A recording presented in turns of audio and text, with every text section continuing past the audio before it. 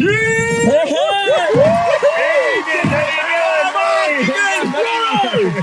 on, don't leave me hanging, bro. So good to be here in the Carpool Honcho. My name's Dean from the Crate Flexible Office Space. I'm Rory from Naked Marketing. And today's very exciting guest, the Carpool Honcho in the front seat today is Mark Newcombe from Technogym. Hey, how you doing? So good to have you, man. Oh, great to be here. We are going to have an inspirational time in the car today, I guarantee it.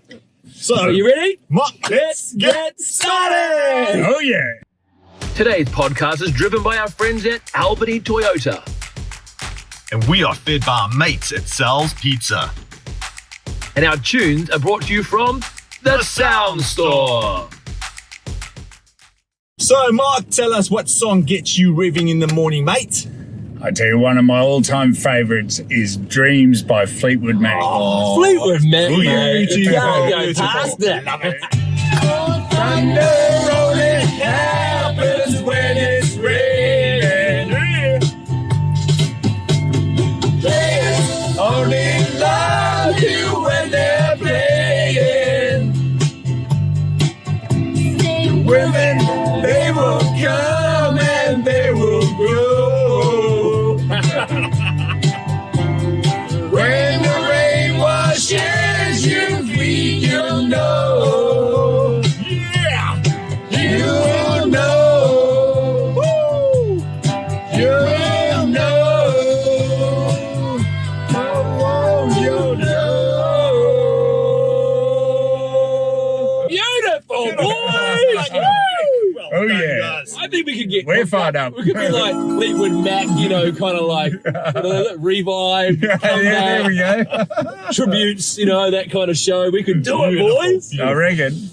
So, Mark, tell us a little bit about yourself and your background because, man, you got a super interesting story to tell us, eh? Well, how far back would you like us to go? I mean, we can touch on whatever. Not that you old, want, bro. yeah, back in the 1800s. No.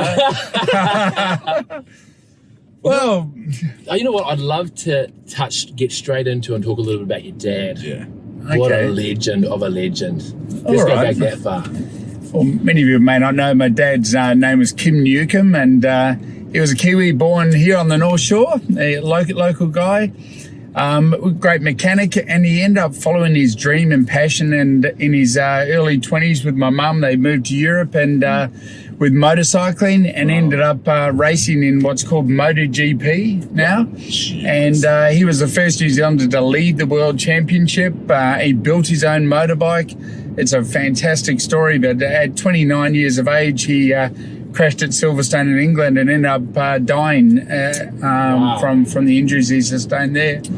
And You were how old? I was only 4 years of age. Oh, tragic. And Wow. and I guess when you have adversity like that, you can look at it one of two ways. You could use it as a reason for not doing well, or use it as motivation for getting on with your life. And I really thought to myself, well, he had some great DNA. To 29 years of age to have achieved so much in such a short time, I thought, man, if I can tap into that and help to achieve my own success. That is so cool. Yeah. And you were 4 when your dad passed away, is that right? Yeah, only 4. Only 4. Yeah. I watched your dad's documentary, and it was parts of a family video or something of your mum talking, or some read up, and your mum said, "I will go." Is it to Paris? Yeah. I'll go to Paris. And your dad, "I'll go to Paris as long as we get pregnant." And, and you were the result of that. And if you want to know a wild story, I was actually conceived in a tent. Shut up. In a boat race under the Eiffel Tower. I'm not going to remember. I think they must have been celebrating after the race win. Yeah, so there we go. Hey, you are a true champion, mate. Right from the get-go. Yeah. I say I'm partly French. But I believe you also ride bikes. Is that right? Yeah, well, today we've got a little Technogym Vespa that ride to work every now and again, Love and Vespa. Greer on the back. It's a lot of fun. Nice. Love Hey, it. just touching on your dad a sec before we move on, because they have recently released an amazing documentary. We can find that on YouTube. Is there a particular kind of title? Yeah, it's called Love, Speed and Loss. Love, Speed and Loss. Yeah, And it's Kim Newcombe. Yeah, and you can find it on New Zealand. I think it's called New Zealand On Air. Yeah. It's produced it. And they did a revealing of that. You flew to Wellington, took your daughters down there, and you said something really cool in your speech when they had you to speak. What did you say? It was about living, remember? Oh, that's right. Yeah, because my dad, he got just inducted almost 50 years after he passed away. He got inducted into the New Zealand Motorcycle Hall of Fame. Wow. Which I think is amazing. And what I said is, you only really truly die when people stop talking about you. And I really appreciated that all these, amazing motorcyclists and that were still giving my dad recognition for what he had achieved 50 years ago, and we're still talking about him. And I flew my partner and my daughters down there to really, get to see what their granddad had achieved, and it was a real special moment. Yeah. What I love about your story is that you have a story of reinvention. And you talked about the fact that you got that DNA from your dad. He was an inventor, and I guess a reinventor. If you're an inventor, you keep reinventing the wheel until you find that winning thing, which obviously he had done. Yep. So the thing that you've carried that DNA right through to who you are today, and we're going to hear a bit about that story, which is so cool. So touch a little bit about where you started in business and what that's kind of meant to you. Okay, well, I mean, first of all, I went through university, did a Bachelor of Commerce in Accounting, and when I was still at university, I joined a business called Megatrend, which was a multi-level marketing sort of business. And I was studying accounting, and I went along and I got really inspired. They were there as speakers talking about motivation, achieving, and goal setting, and all these things I had never been educated in. I thought, wow, this is a bit of me. Yeah. And so I got involved, and I just had my 21st birthday. And I loved it, and it just gelled well with me, and I built that up over a period of 16 years. Wow. Okay, for the first probably 5 years part-time, and then I ended up bringing it to New Zealand. I ran the New Zealand market here, and we ended up building up a team over here of 70,000 members. Wow, and the whole strength of the organisation was the personal development program, where we read lots of biographies and books, of people who had achieved, gone through adversity, done really well, and just networked with really good people, and it really created a base for my entire life of just positiveness and seeing the best in people and the glass half full, that sort of mentality. So that was right through until when I was 36, and then unfortunately the whole organisation, actually, if I touch on it, went from this high lot of achieving to, I don't know if you've ever been there before, where everything was great in life, and then all of a sudden you get kicked in the guts, and kicked in the guts really big time. Like I had in a period of 6 months, went from one thing, I was in a motorcycle accident over at Woodhill Forest in a race. That's ironic though, that motorcycle accident. Yeah, it was. Well, the interesting thing, my daughter was 4 years old when I was 4 years old. Man. I was in a coma for 3 days. My dad was in a coma for 3 days. Wow. He died. I managed to survive, which is just a ridiculous coincidence. So glad you slept. No, Thank you for being here. Well, there's no place. Thanks, mate. But and fortunately I lived through that. But then my mum died, who was my mum and dad, 3 months after that. And then the Megatrend business fell over, which was like a family as well. So it's amazing how you can get so much in such a short period of time. And I was like, 6 months? Those three key events happened in your life. 3 major events. You feel like the carpet's been pulled from within. Mate, how do you climb out of that when everything starts to go wrong? You feel like the rug's been pulled, and life has been pulled out from underneath you, and you're in a pit. It must have felt like that, right? How do you get out of that? Very much so. It was one of the things I focused on was what's something I could control. And the interesting thing is, fitness hadn't really been a big part of my life until then, but I focused on doing a marathon and then doing an Ironman and building up through that, and feeling like you had wins every morning. Yes. When you get out of bed early and you go for a run with a group of friends or whatever, you feel like, hey, I've already had a win for the day. And then I can rebuild other areas of my life to really, achieve again. So I think a lot of people have gone through similar situations through this COVID epidemic that we're going through. Do you think it's just that those little sort of goal settings for yourself that pulled you out of it, and what tip can you give our listeners to try and help themselves do that? Well, I think it was just feeling the winds and so forth, and then it was just really looking for opportunities to be able to think of what skills that I had attained through the Omega Trend journey, and what could I apply that to achieve further success. And the second morph, if you like, in my life was we started a business called Gold Buyers, which was buying gold in shopping malls, which was completely different. I didn't know anything about gold. Right? And the interesting thing is it went extremely well. And we set up in New Zealand 20 stores in all the major, Westfields and Kiwi Income Property and AMP malls. And in our first year, we did 18 million in turnover.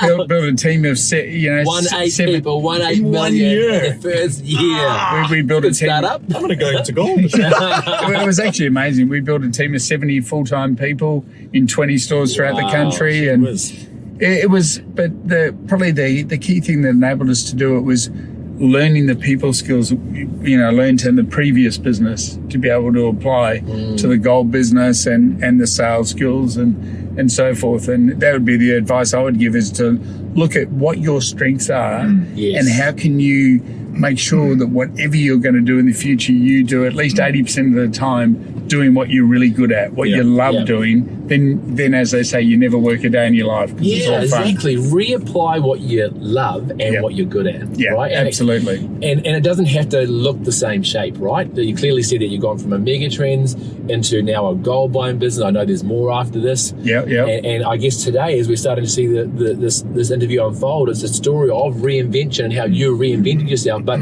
each time you morphed into a different version of Mark, it didn't look the same, but you've carried your love, your passion, and your skills that you learned. Have you ever felt regret? Have you ever kind of had that thing of, oh man, that fell through, that didn't work out? Even when the gold business, like gold went down, right? The story is gold went down in value and that kind of stopped. Was there a matter of regret and like, man, I've wasted my time? Or never felt like a wasted time. It's just, thinking, what have I learned? What can I do to move on? And because you'll always go through ups and downs. And as I say, the wind changes direction and you've got to readjust the sail. Yeah. But you keep plowing on. And because it's only through the tough times that you really reevaluate, yourself and say, what's important to me. During good times, it's easy. Yeah. But it's during the tough times that you lethargic and a bit fat, really, don't you? You're like in the good times, right? You don't kind of dig deep and. Because the thing is, tough times never last, but tough people do. Yes. And it's getting strong in yourself and saying, how can I really move on to the next thing? You touched on sport and how that pulled you out of this slump. How important was getting your body healthy, and did that translate to your mind getting healthy as well? 100%. I found, particularly for me, doing that cardio fitness and all that was just, it seemed to really get me on a really good place every day. And I still do it today. I've been to the gym this morning and, you feel great. It's like no matter what else happens in the day, you've already had a win. Yeah. I mean, how cool is that? I think that is a major principle of success for anybody in life, no matter how successful or not you are right now in this particular season, right, in your life, is find something, just something that you can win at every day. Exactly. It doesn't have to be massive, right? It doesn't have to be a marathon, but it can be literally getting out of bed early and going for a walk on the beach. You got it. Or going for a half an hour workout, right? Or ringing somebody and just encouraging them, right? It made a little difference, just a little win each and every day. They add up. Absolutely. Right? And that's what I've taken away from you, mate. That is key. Yeah, cool. Beautiful. Awesome. And then there was another business. Now, tell us a little bit about how the gold thing folded up and what happened was gold really grew when we started the business. So it was through the GFC, and it went right up to 1,900 an ounce. And then, when I think it just bottomed out. It went from 1,900 to 1,200, and there was a high overhead model, and it ended up being a lot of stores were unviable, and then we had to go through the whole. You were out. That was about the America part. Yeah, actually, I moved to America and ran the American market, and globally we ended up with 830 odd stores, and we were doing tens of millions of US dollars turnover a month. We truly have a head honcho in the car today. It was a significant business that we grew, and then it's difficult to fold up a business, but that's another whole story of how you, you sort of wind it down and so forth. But we learned a lot through that as well. Yeah. And then when that all finished, I took some time off and was thinking, what now? What do I want to do now? And I decided I didn't really want to buy a business that was start up a new business. I wanted to buy an existing going concern. And we looked around and ended up buying a business called Technogym New Zealand, which was an industry I had no real experience with because I wasn't a gym person. I like more outdoor activities. But I thought, it could be fun. And we researched the brand and saw it was really big in Europe. And we thought, well, even though it's undersold, very small in New Zealand, surely there's potential if you really put the energy and apply, I guess, the principles that we've learned in the previous businesses into this, then surely we can do well. And that was now 6 years ago. Wow. Yeah. And I'm pretty stoked to say that, as a team, we've grown from the revenue it was doing then, which it had been in New Zealand for 10 years already. But now we're doing 8 to 10 times the revenue of what it was doing 6 years ago. So congratulations. We feel really wrapped. I want to ask you a question about looking after your staff, because my little conversation with you mentioned this and you touched on this and how important it is to look after your staff. And just let our listeners know what the key principles of that is and how you incentivize them. That was amazing.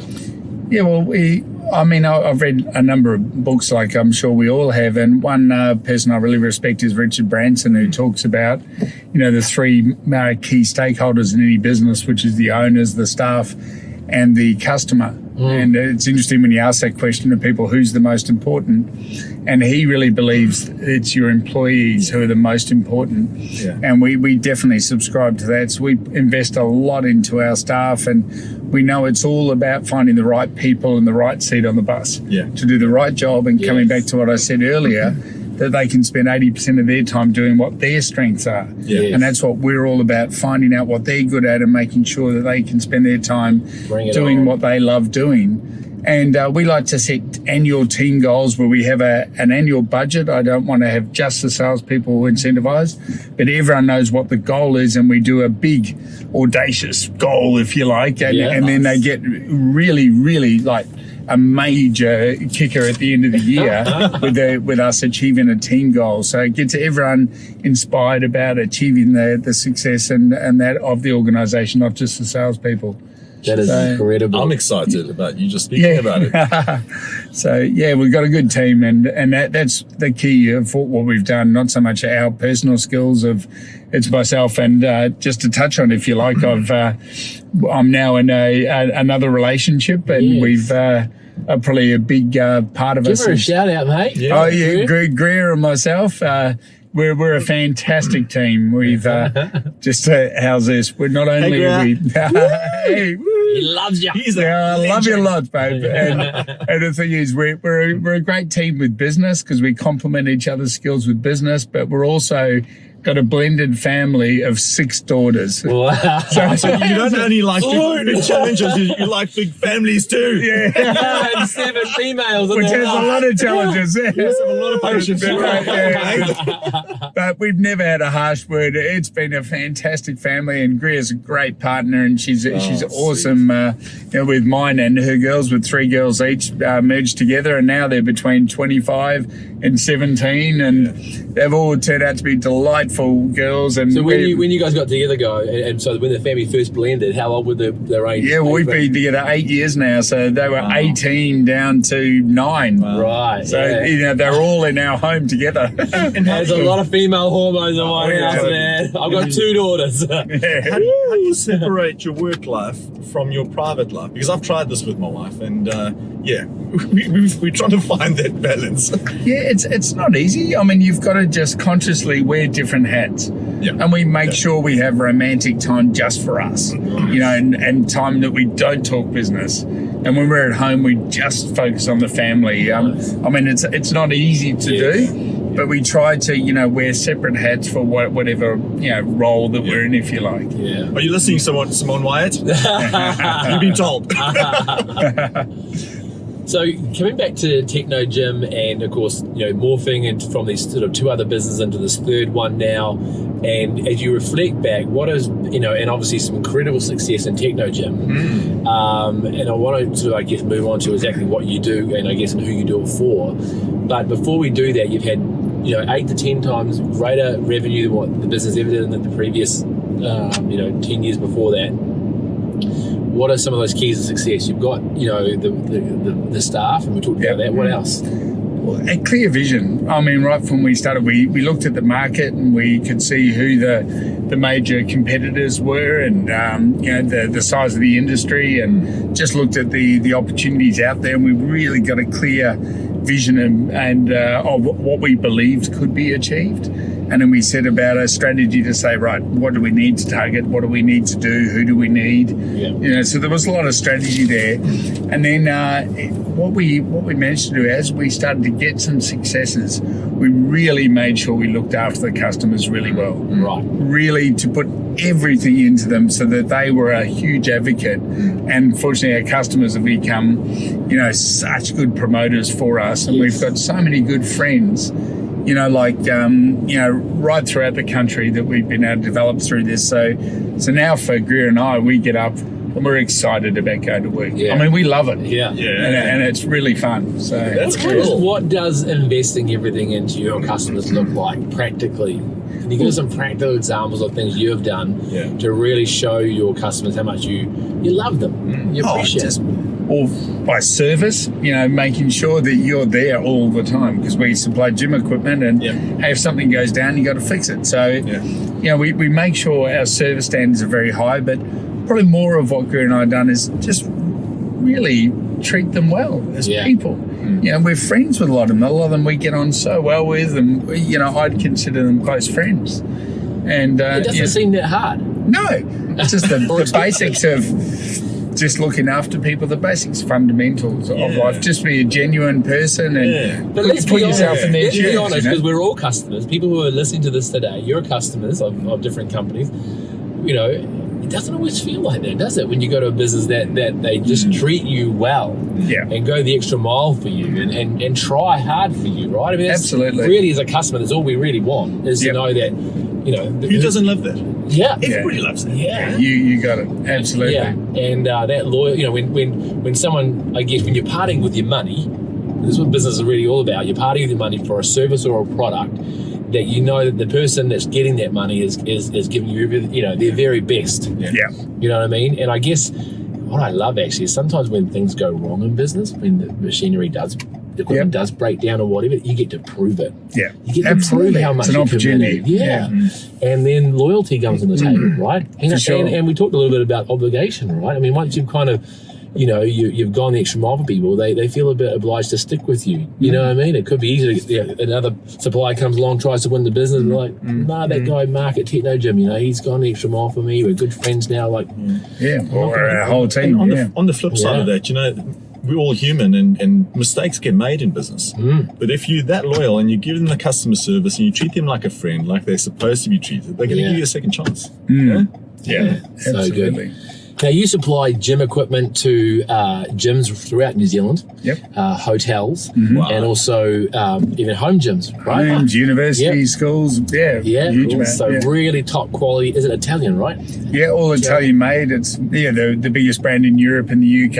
It's equivalent to about $1 billion in turnover. Wow. So this is top quality gear. Ferrari of gym equipment. Yeah, and really good. One of our local neighbours, we have a networking group called Business with Locals, and one of our neighbours, of course, is Snap Marangi Bay, who have just recently opened a new wellness place right here, right next door to us. I think it's number 32 Consolation Drive.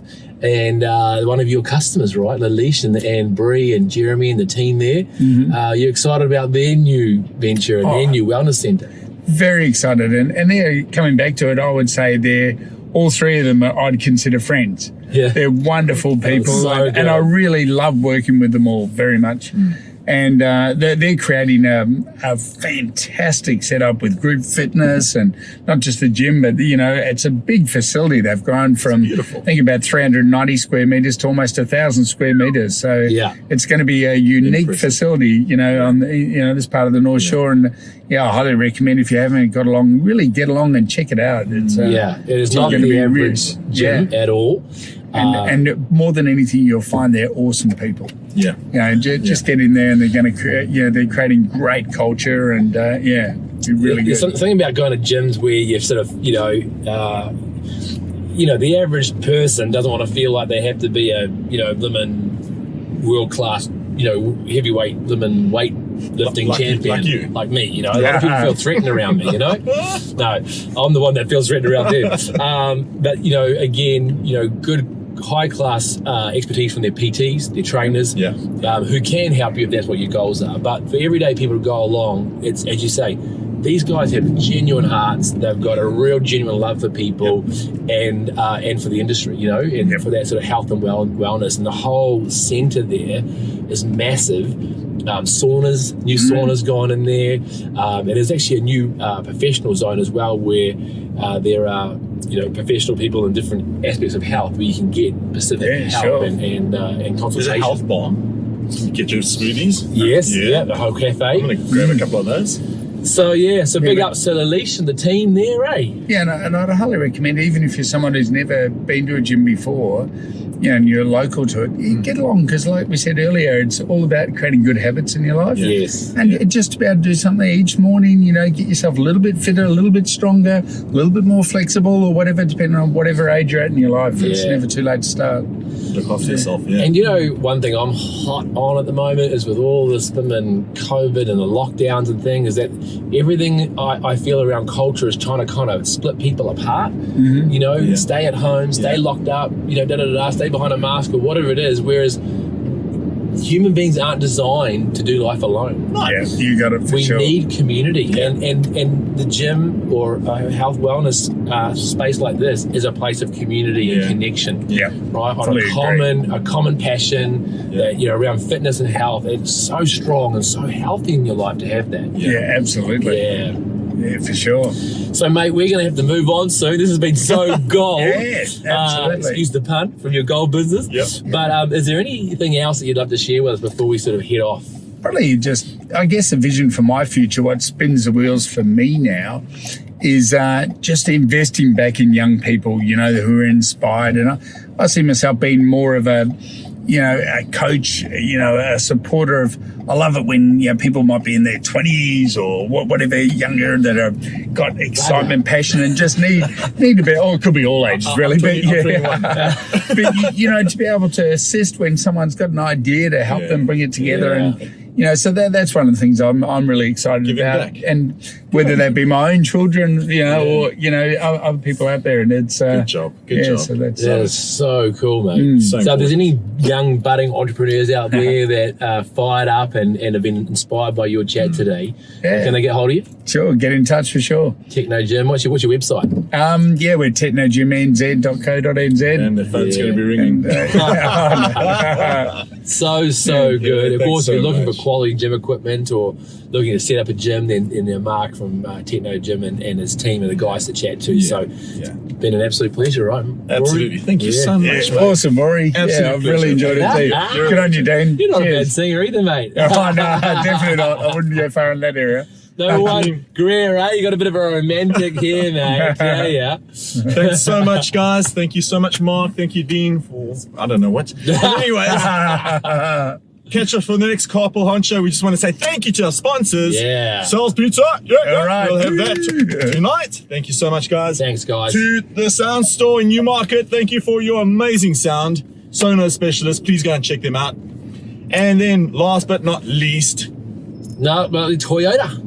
Look at these wheels, guys. What do you think of our wheels? They're very comfortable, real good. Lovely. Thank you, Toyota Highlander, absolute reliable to the max. And of course, go see the guys down at Albany there. Hayden and the team been there for absolute years, looking after clients and of course getting fantastic, repeat business because they just do such a good job. So anyway, thanks, guys. If you guys want to have your business on the Carpool Honcho, get in touch with us. See you next time. Cheers. Thunder.